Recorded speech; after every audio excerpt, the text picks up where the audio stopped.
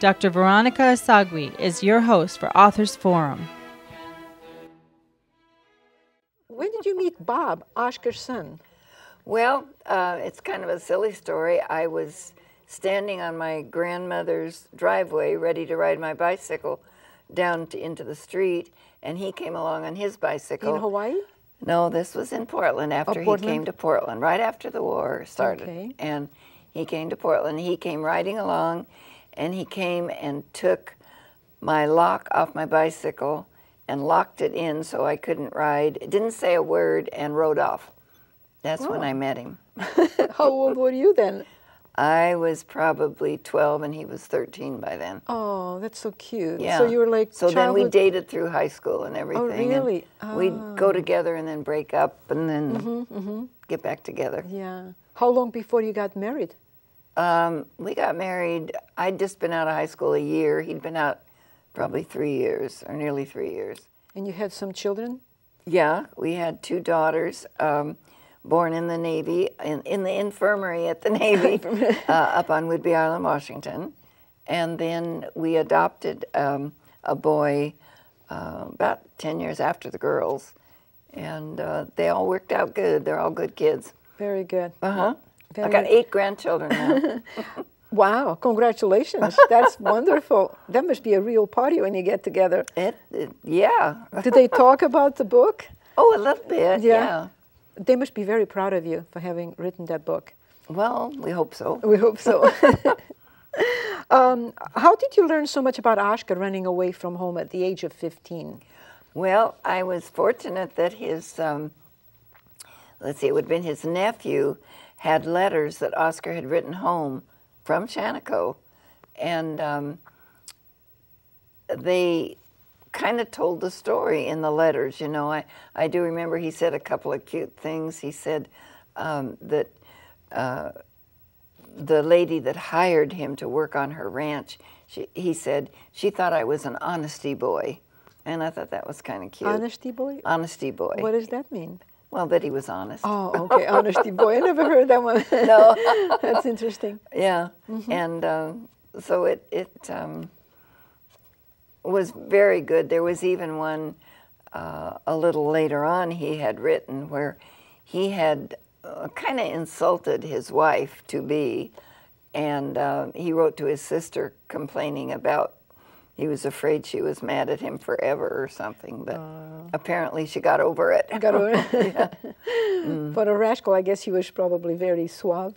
I suppose. I don't know. He did ask her to marry him much earlier than she did, and she turned him down. Oh. And he went over to Europe and married a Greek girl and brought her to the States, but she got tuberculosis and passed away.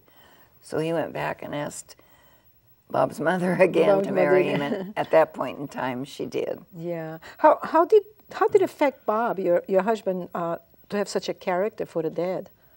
You know, Bob was so perfectly nice about it. He was willing to introduce his dad to anybody. I don't think he was the least bit ashamed if his dad would act up, you know. I always thought that was pretty nice. Yeah. Yeah. What was about Bob's family story in Pearl Harbor that made you want to write this book? Well, I just thought it was extremely interesting, and that the people coming along should know what life was like to be there watching the bombing, you know. It's not many of us that have that opportunity, fortunately for us. But I like the way you wrote the book before and after. It's kind of like, it gave you a basic idea of who the characters were. Right. These were people that lived in those 1940s. When you first started writing from Shaniko to Pearl Harbor, was it a journal at first, or how did it come to being a book? Gosh, I'm not really sure. I just started writing the whole story down and thought I'd make it into a little book, like I say, just really for relatives, so they would know the interesting things about Oscar. I did have occasion, I found on the internet a young man that had been a very good friend of Oscar's.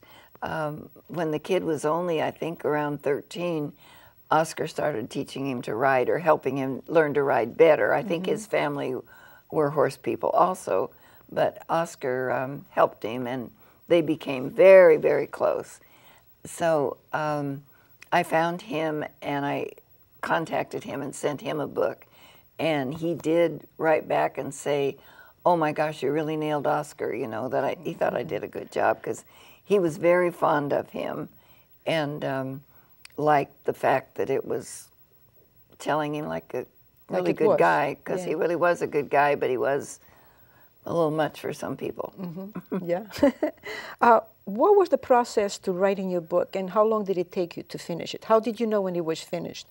Oh golly, I'm not exactly sure. I just I think I spent probably about 3 years or something working on it now and again.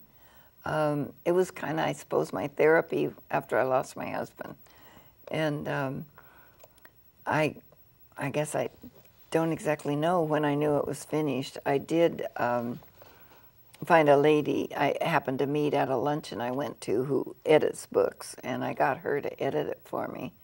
And I guess when she was done, I was done. You're done, yeah. So would you recommend for other authors organizations or places where they can go to grow into the writing? Well, when I was doing it, I didn't know about any of the places, but there is several places here in town now where authors get together and help each other. Okay. That, is it Northwest? Yeah, the Northwest. Well, I am that's actually starting the Northwest Writers and Publishers Association, which will be starting hopefully this August 2012. But if you were to go back in time, any time in your life, what would you do differently? What? What would you do differently? If Differently? Yeah. Well, you know, once my husband was gone, I think about all I could think of was I wouldn't have argued with him about anything, but that probably wouldn't have worked. No, yeah, no. Trinette, any plans for future publications? Well, my daughter wants me to write the story of my life, but my life compared to Pearl Harbor isn't very interesting. But I probably will. I did write a real brief one, but she wants more details, so I'll probably work on that. Yeah, but yeah. I don't think anybody'd be that interested in that. No, you'd be surprised. It depends on the details, okay? Right. If someone wanted to find your book, besides going to Hawaii, where could they find it? Do you have a website? I do have a website. It's pearlharboreyewitness.com. pearlharboreyewitness.com. Yes, and Amazon has it on their Kindle thing. Kindle, okay. So you can get it on Kindle? You can. Does it have the pictures on it too, with Kindle? Oh, you're going to think I'm really not too bright. I don't know. Okay, that's fine. Maybe when you go home today, you're going to be checking it out, right? Yeah, you're right. I was just wondering, because the pictures you have in this book are absolutely incredible. I mean, it's wonderful. Oh, thank you. It gives you an idea. It makes you touch the action of what was going on. Right. There was one part in this book that I thought it was very interesting. Page 55. And I just like that. You called it The Journey Home. Oh, right. And you wrote, sometime in early March 1942, a Navy officer showed up at the front door of the plantation house. And he asked, is Florence Weber here? Mom went apprehensively to the door. Are you Mrs. Weber? He asked her. She answered with a hesitant yes. I'm here to inform you that you and your son will soon be evacuated to the United States. Where will we go? She asked. Where is your home? He asked. My home is here in Pearl City, she said. I have no other home. Do you have relatives stateside? Asked the officer. Yes, she replied. My father lives in Portland, Oregon. I like that. He lives in Portland, Oregon. Then that's where you will go. We will call you 12 hours before the ship sails. We won't be able to give you any more notice than that for security reasons. Be ready with only one suitcase per person. Each person must be able to carry his own suitcase. It is suggested that you pack carefully so that you will have only the things that you really need. So the phone call came. Be at the dock at 0600 was the brief message. Please bring only one suitcase per person. My goodness, I mean, they had to leave everything behind. That's true. the Navy went into their home and packed up their belongings and shipped them home. But they always kind of thought they didn't quite get everything, but they didn't feel like that was too big a deal. They were safe. Right, yeah. I cannot even imagine leaving like that with one suitcase. Right.